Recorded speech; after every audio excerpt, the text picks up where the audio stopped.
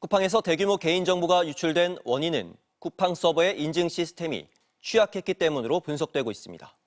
정부는 긴급 대책회의를 열었고 경찰도 수사에 나섰습니다. 남효정 기자입니다. 약 3,370만 명의 고객 개인정보가 유출된 초유의 사태. 경찰이 회원들의 개인정보를 갖고 있다고 주장한 인물의 쿠팡 협박 이메일을 확인했습니다. 쿠팡이 받은 이메일에는 보안을 강화하지 않으면 유출 사실을 언론에 알리겠다는 내용이 있는 걸로 전해졌습니다. 경찰은 이메일을 보낸 인물이 고객 정보를 빼돌린 이와 같은 사람인지 추적하고 있습니다. 일각에서 전에 쿠팡에 근무했던 중국인 직원이 정보를 유출했다는 의혹이 제기됐는데 경찰은 용의자와 관련해서는 수사 중이라 알려줄 수 없다는 입장입니다. 쿠팡에서 서버 기록 등을 이미 제출받은 경찰은 정보 유출 경로 등을 분석하고 있습니다. 정부는 긴급 관계부처 회의를 열고 쿠팡의 서버 인증 시스템이 허술했다고 지적했습니다. 공격자가 쿠팡 서버의 인증 취약점을 악용하여 정상적인 로그인 없이 3천만 개 이상의 고객 계정의 고객명, 이메일, 배송지 전화번호 및 주소를 유출한 것으로 확인하였습니다. 다만 서버 해킹으로 정보가 유출됐는지 다른 공격 방식이 있었는지는 단정하기 이르다고 밝혔습니다. 또 현재까지 쿠팡 서버에서 발견된 악성 코드는 없다고 설명했습니다. 정부는 민관 합동조사단을 가동하며 앞으로 3개월간 다크웹을 집중 모니터링하면서 2차 피해 방지를 위해 적극 나서기로 했습니다. 정부 대책회의에 참석한 쿠팡 측은 대규모 유출 사실을 밝힌 지 하루 만에 고개를 숙였습니다. 피해를 입으신 쿠팡의 고객들과 국민들에게 심려를 끼쳐드려서 너무 죄송한 말씀과 사과. 앞서 쿠팡은 계정 4,500여 개가 무단으로 유출됐다고 발표했지만 후속 조사를 통해 피해 계정 수는 고객 대부분인 3,370만 개에 이르는 걸로 확인됐습니다. MBC 뉴스 남효정입니다. 12.3 비상계엄이 내란죄에 해당하지 않는다. 경고성에 불과한 대통령 고도의 정치 행위다. 이렇게 반박하는 세력들이 있습니다. 12.3 비상계엄 1년을 맞아 MBC가 각종 현안에 대해 설문조사를 해봤습니다. 국민 다수가 12.3 비상계엄은 내란죄에 해당된다고 평가하고 있었습니다. 먼저 김정인 기자입니다. 현재까지 드러난 사실관계를 고려했을 때 12.3 계엄이 내란에 해당한다고 보는지 물었습니다. 내란에 해당한다는 응답이 69%로 내란에 해당하지 않는다는 응답 24%보다 3배가량 많았습니다. 조사 방식은 달랐지만 12.3 계엄 직후였던 지난해 12월 MBC가 조사했던 결과와 큰 차이는 없었습니다. 지역별로는 오차 범위 안에서 의견이 비슷했던 대구, 경북을 제외하고는 다른 모든 지역에서 내란이라는 응답이 훨씬 많았습니다. 윤석열 전 대통령에 대해 법원이 내란죄로 판결할 것으로 예상한다는 응답 역시 70%에 달했습니다. 내란 중요 임무 종사 등의 혐의로 특검이 징역 15년형을 구형한 한덕수 전 총리에 대해선 내란 중요 임무 종사 혐의에 해당된다는 의견은 40%, 내란 방조 수준의 책임이 있다는 응답이 28%로 나타나 10명 중 7명가량은 내란 관련 혐의가 인정된다고 답했습니다. 특검 수사에서 박성재 전 법무부 장관의 구속영장이 2차례 기각된 것에 대해선 응답자 절반 이상인 52%가 적절하지 못한 결정이라고 봤습니다.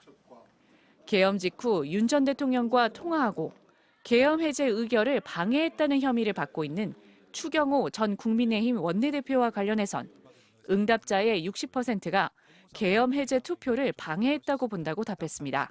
MBC 뉴스 김정인입니다. 계엄 당시 국무위원들은 내란 방조 혐의 등으로 법의 심판을 받고 있습니다. 그렇다면 상급자의 지시에 따라 계엄에 동조했던 일반 공무원들은 어떤 책임을 지게 될까요? 이재명 정부는 약칭 헌법 존중 TF를 꾸려 공무원 전수조사에 나선 상황입니다. 정상빈 기자입니다. 12.3 비상계엄 이틀 뒤 외교부에서 계엄을 정당화하는 내용의 입장문이 외신 기자들에게 전달됐습니다. 계엄을 자유민주주의 파괴 세력에 대해 헌정 질서를 누구보다 숭배하는 대통령으로서 내린 결단이라고 옹호했습니다. 입장문을 보낸 공무원은 대통령실에서 받았다고 말했습니다. 개인적으로 보냈습니다. 대통령실에서 작성을 한 걸로 알고 있습니다. 공직자들의 가담 정황은 해양경찰청에서도 나왔습니다. 충암고 출신의 해경서열 3위인 간부가 파출소 인력도 총기를 휴대하게 하고 계엄사령부에 수사 인력을 파견해야 한다고 주장한 겁니다.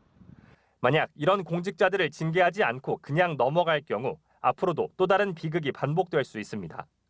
우리가 인사하다가 내란에 적극적으로 참여한 사람이 승진할 경우에 우리가 어떻게 대처할 거냐에 대한 고민이 있었거든요. 지난 반년간 국가 정상화에 전력해온 이재명 정부는 결국 행정부 공무원 전수조사에 나섰습니다. 49개 행정기관에 조사 TF를 설치했고 계엄에 관여한 정황이 직접 드러난 국방부와 외교부, 경찰청 등 11곳은 집중 점검 기관으로 지정했습니다. 1월 말까지 조사를 끝내고 내년 2월 인사에 반영하겠다는 계획입니다. 관여 정도에 따라서 형사 처벌을 할 사안도 있겠고 또는 행정 책임을 물을 사안도 있고 또는 인사상 문책이나 또는 인사 조치를 할 정도의 낮은 수준도 있기 때문에 공직 사회가 불안에 떨거나 위축될 수 있다는 지적이 나오자 정부는 헌법 존중 TF가 무리한 조사에 나서지는 않을 것이라고 설명했습니다. 내란과 직접 연관된 범위에만 국한해서 적법 절차를 준수하며 이루어져야 합니다. 절제하지 못하는 TF 활동과 구성원은 즉각 바로잡겠습니다. 제한된 시간 안에 가담 여부가 확실한 공직자들을 걸러내는 작업이 TF 활동의 성패를 가를 전망입니다. 공직사회의 신뢰를 회복하고 정상적인 국가 인사 시스템을 가동하기 위해 넘어야 할 마지막 산이 될 것으로 보입니다. MBC 뉴스 정상빈입니다. 우크라이나 고위협상단이 미국을 방문해 미국 측과 우크라이나 전쟁 종전 방안을 협의했습니다. 우크라이나의 불리한 안을 얼마나 변경할 수 있을지가 관건인데 미 협상단은 이번 협상 결과를 토대로 러시아를 방문할 계획입니다. 나세웅 뉴욕 특파원의 보도입니다. 미국과 우크라이나는 현지 시간 30일 미국 플로리다에서 최종 종전안 조율에 나섰습니다. 미국에선 스티브 위트코프 대통령 특사와 마코 루비오 국무장관, 가자 평화 계획을 주도한 트럼프 사위 쿠슈너가 참여했습니다. 루비오 장관은 전쟁 종식뿐 아니라 재건 계획도 논의할 예정이라고 말했습니다. That leaves Ukraine sovereign and independent and with an opportunity at real prosperity. We expect to make even more progress today. 우크라이나 측은 다시 한번 미국의 도움에 감사의 뜻을 밝혔습니다. We're thankful for the efforts of United States and its team to helping us. US is hearing us. 앞서 미국은 28개항 종전안을 우크라이나에 제시하면서 합의를 압박했습니다. 종전안엔 돈바스 영토를 러시아에 넘겨주고 대서양 조약기구, 나토 가입을 영구히 금지시키는 등 러시아 측의 의견이 대폭 반영됐습니다. 사실상 러시아에 굴복하는 것이란 비판이 유럽은 물론 미국 내에서도 제기되자 미국 측은 지난주 스위스 제네바에서 우크라이나와 19개항 종전안을 새로 다듬었습니다. 젤렌스키 대통령은 전쟁을 존엄 있게 끝내기 위한 방법을 며칠 내로 구체화할 수 있다며 일단 낙관적 입장을 밝혔습니다.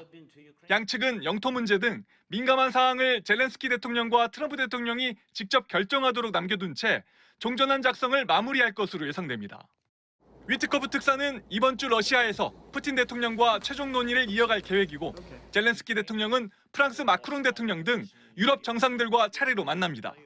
러시아는 연일 우크라이나에 대규모 공습을 강행하며 협상 주도권을 잡기 위한 압박 전술을 지속하고 있습니다.